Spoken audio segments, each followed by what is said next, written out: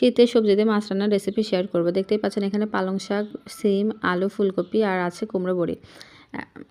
আর আগে থেকে মাছগুলো আমি কুটে ধুয়ে রেডি করে রেখেছি। দেখতে পাচ্ছেন এখন আমি কুমড়ো বড়িগুলো কড়াইয়ে দিয়ে দিচ্ছি ভালোভাবে ভেজে নেওয়ার জন্য। আসসালামু আলাইকুম, বাবলি লাইফস্টাইল চ্যানেল থেকে আমি বাবলি।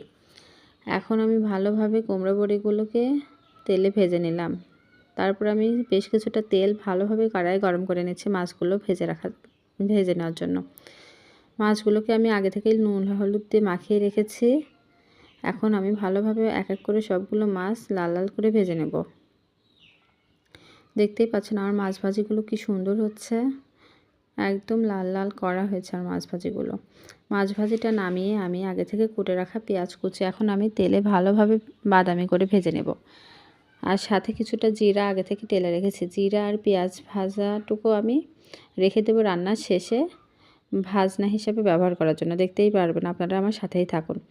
এই তো এবার আমি চুলায় দিয়ে দিলাম তেলের ভিতরে আমার বাটা মশলা যেহেতু পছন্দ, তাই আমি বেশি করে পেঁয়াজ, মরিচ আর জিরা বাটা দিয়েছি এখানে। আর সাথে কিছুটা গুঁড়া মশলা হিসাবে হলুদ গুঁড়ো, মরিচের গুঁড়ো, ধনিয়া গুঁড়ো আর লবণ পরিমাণ মতো ব্যবহার করলাম। বেশ কিছুক্ষণ এভাবেই আমি কষিয়ে নিচ্ছি মশলাগুলো। কষানো হয়ে এলেই দেখতেই পাচ্ছেন চিটচিটে তেল চারদিকে ছিটে আসছে। এখন আমি আগে থেকে কুটে ধুয়ে রাখা তরকারিটা ভালোভাবে দিয়ে দিচ্ছি। দিয়ে আরও কিছুক্ষণ কষিয়ে নেব। ফুলকপি, সিম, আলু এগুলো আরও কিছুক্ষণ আমি কষিয়ে নিচ্ছি। কষানো শেষ হলে আমি আগে থেকে কুটে ধুয়ে রাখা পালং পাতাগুলো, পালং শাকের যে পাতাটা আর কি দিবেন মাছ রান্নাতে, দেখবেন খুব স্বাদ হয়। এখন আমি পালং পাতাটা তরকারিতে মিশিয়ে দিচ্ছি। তরকারিতে পালং পাতা দিয়ে আরও বেশ কিছুক্ষণ নেড়ে নেব। বেশ কিছুক্ষণ কষানো হয়ে এলে দেখতেই পারবেন, আপনারা দেখেই বুঝতে পারছেন নিশ্চয়ই আমি ঠিক কতটা সময় কষাচ্ছি। বেশি সময় লাগে না পালং পাতা দিয়ে কষাতে। এই তো কথা বলতে বলতে আমার কষানোটাও হয়ে এসেছে। এখন আমি পরিমাণ মতো ঝোল দিয়ে দেব।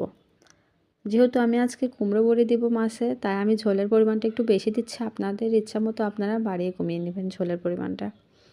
কুমড়ো বড়ি আবার ঝোলে দিলে ঝোলটা টেনে নেয়, যার কারণে বড়িতে একটু মাছ রান্না করলে ঝোলের পরিমাণটা বাড়িয়ে দিতে হয়। এখন আমি মাছগুলো ঝোলে দিয়ে দিলাম।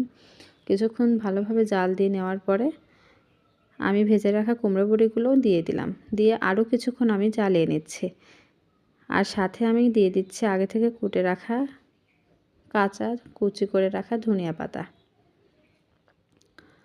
ধনিয়া পাতা দিয়ে আমি সাথে আমার বাটনা মশলাগুলো দিয়ে দিলাম। জিরা আর পেঁয়াজ বাটা বলেইছি